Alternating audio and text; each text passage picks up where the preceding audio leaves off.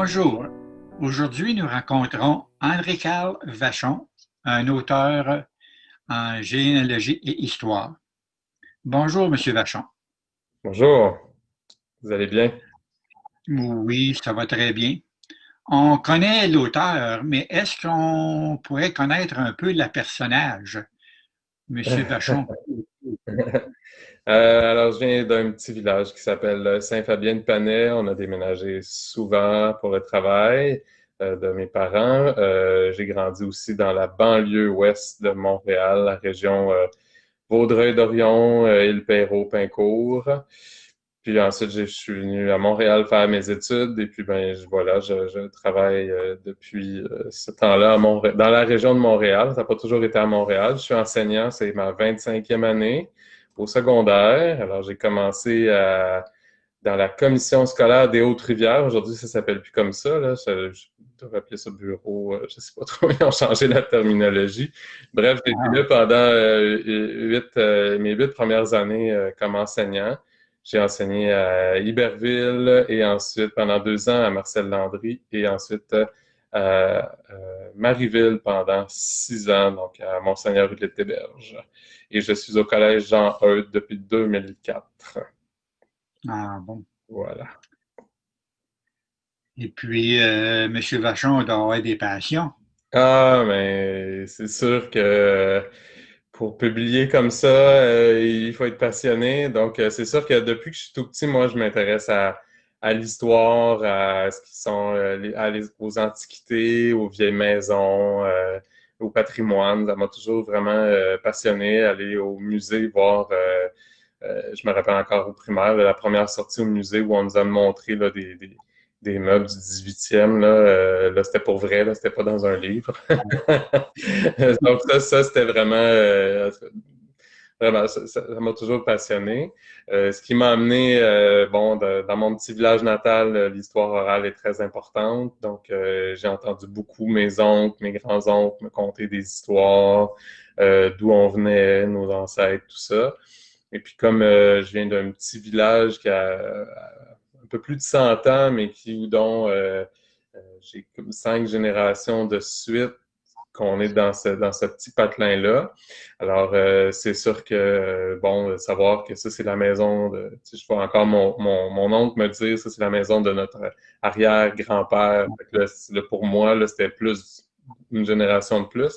Alors, c'était assez quand même particulier. Donc, moi, ça m'a toujours intéressé. Puis c'est comme ça que ça m'a amené aussi à vouloir en savoir plus sur l'histoire des Acadiens, parce que l'histoire du Québec, il y a tellement d'œuvres que je me suis pas décidé d'aller dans cette voie-là, puisque bon, un parmi tant d'autres, mais alors que en histoire de l'Acadie, il n'y a pas tant que ça.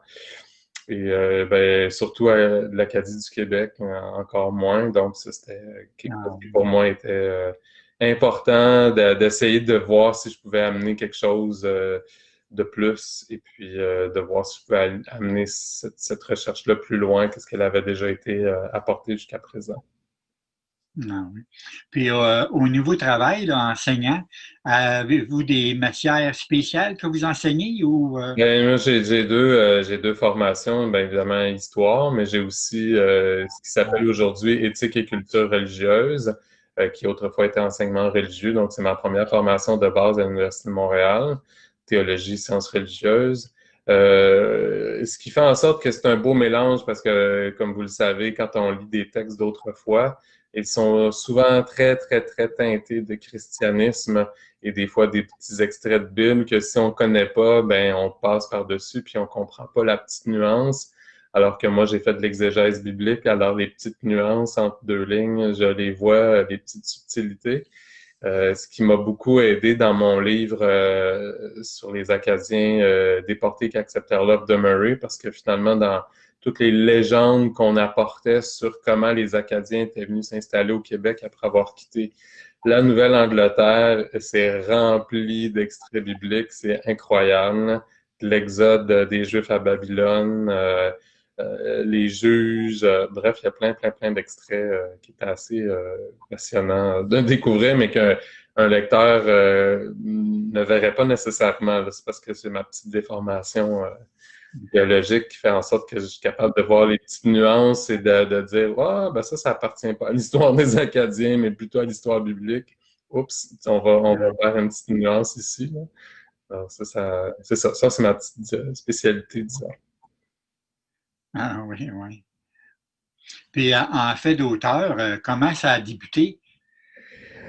Au départ, moi, ben, ça fait longtemps que je fais ça, là. Donc, j'ai commencé à faire de la recherche officiellement où je me suis dit, OK, ça y est, là, puis j'ai commencé à accumuler des documents. C'était en 1993. Avant ça, oui, mais à partir de ce moment-là, donc, j'avais 20 ans, je commençais vraiment à accumuler des choses. Et là, je m'étais constitué des cartables, l'ancienne mode, on s'entend. Alors, je me suis ramassé avec une panoplie de cartables anneaux remplis de trucs. Et un de mes amis m'a dit en 99, mais non, mais garde pas ça dans un cartable, tu devrais écrire un livre. Puis là, je me suis dit, ouais, peut-être. Puis je me disais, ben, un parmi tant d'autres. Là, je n'étais pas super convaincu, mais je me suis dit, pourquoi pas? Puis j'ai commencé en faisant mon livre sur la famille Le Jeune d'Ibriard, justement une famille acadienne, qui est un mélange justement d'histoire et de généalogie, parce que moi, je voulais que ça soit plus que Joseph a marié Marguerite, puis il y a eu Pierre, puis il y a eu Josette, puis il y a eu Léon, puis bon. Ben, c'est bien parfait, là, puis je suis pas en train de juger ça, mais moi, je voulais que ça soit plus que ça. Je voulais, donc, chaque personne qui est présentée, il y a une petite biographie, le travail, les recensements, les déménagements, où on les retrouve.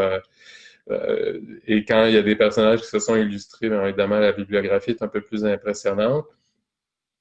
Donc ça, c'est comme ça. Puis en plein temps, ben, étant donné que c'est déportation des Acadiens, mais évidemment, j'ai un chapitre sur les Acadiens rendus en Louisiane, en Terre-Neuve, un en Nouvelle-Écosse, un au Québec. Et là, je voulais que les gens, en me lisant, puissent comprendre la nuance au niveau linguistique, politique, de l'éducation. Et donc, j'ai amené vraiment un aspect historique à chacun de ces chapitres-là pour mettre en contexte le lecteur ou le membre de la famille qui se retrouve avec mon livre, qui fait quand même 786 pages. Oh, Il a fallu que je me calme un petit peu, mais bon. C'est ça, c'est le premier livre, là, imaginez, que j'ai publié au grand public. Mais avant ça, bon, ça m'a pris 15 ans à l'écrire parce que, bon, il y avait beaucoup de recherches à faire. Entre-temps, j'ai publié des manuels scolaires pour le ministère de l'Éducation, le premier manuel qui est sorti pour éthique et culture religieuse en 2008. Qui s'appelle Être en société, qui a été traduit en anglais aussi par les commissions scolaires anglophones du Québec. Donc ça, c'est vraiment quelque chose qui m'a été... ça m'a donné le coup, là. Je me disais, ah, OK, là, je peux vraiment le faire, là. Donc, go.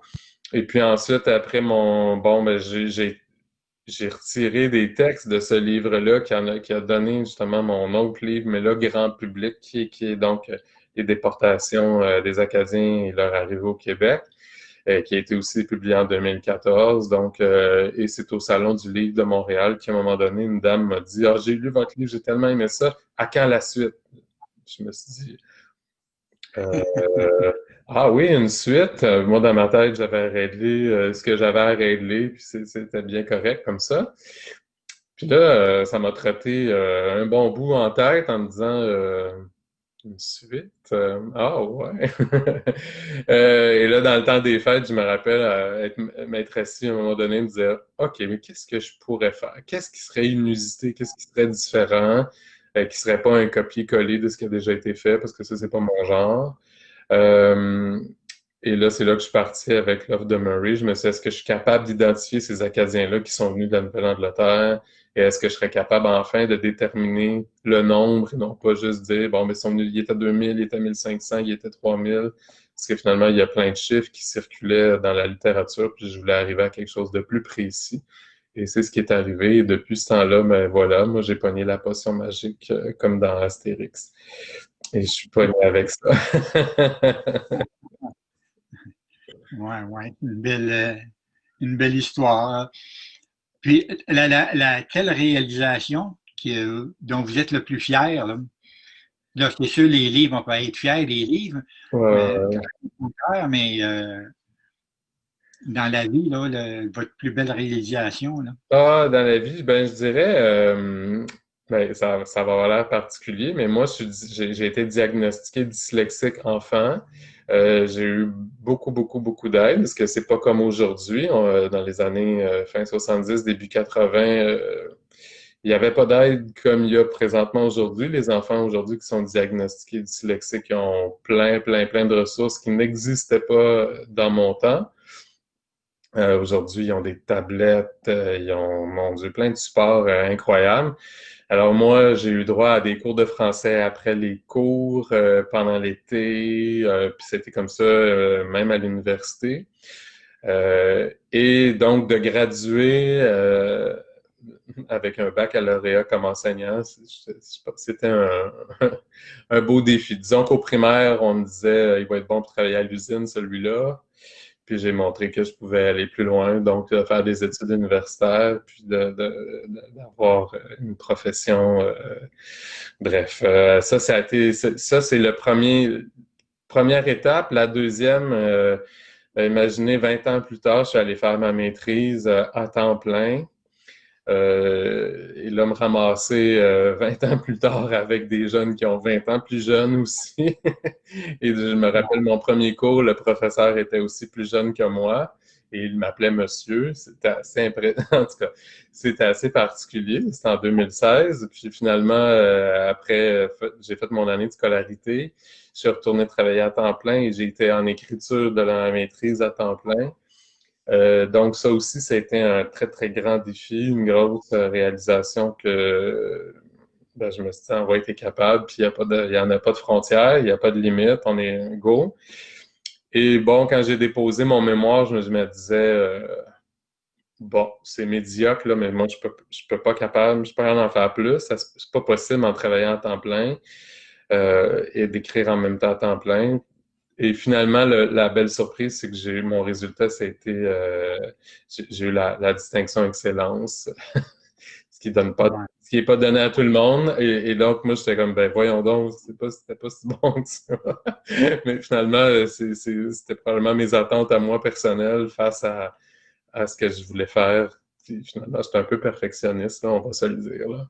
Ce qui fait en sorte que, bon, des fois, je me dis, bah, c'est correct, là, mais puis les gens me disent que c'est mieux même. Donc, excellent, c'était super. Donc, ça, c'était donc deux beaux défis, deux belles réalisations dont je suis très fier, finalement.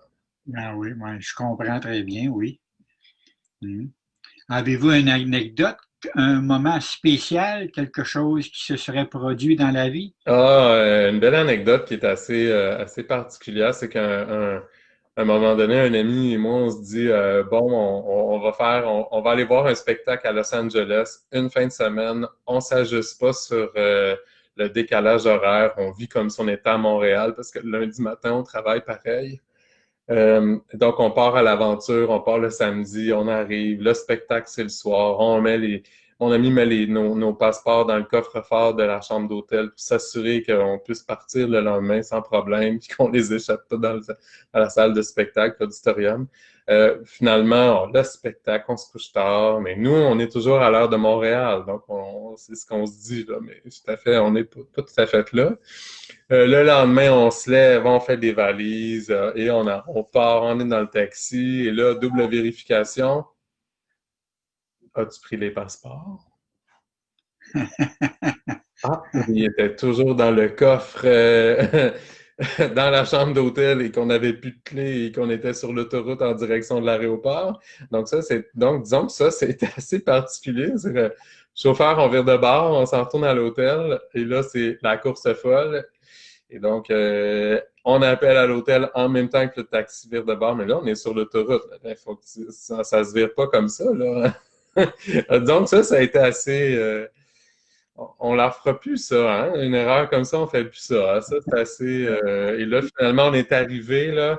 On courait pour la sécurité. On avait des produits, dont des shampoings, des trucs comme ça qu'on a dû jeter parce que là, on pouvait pas mettre les valises donc dans la soute, il fallait tout amener à bord. On a couru tout le long, ils appelaient nos noms, on était dans le courant. On est arrivé à temps. Mais on a ri, on s'est dit, ouais, ça vraiment, c'est la connerie qu'on fera plus jamais. Ouais. On fait ça une fois dans sa vie, oublier les passeports dans un coffre en se pensant très en sécurité. Là, ça, on fait plus ça, effectivement. Leçon numéro 1 pour le voyageur. Ah, ouais, le passeport. Oui.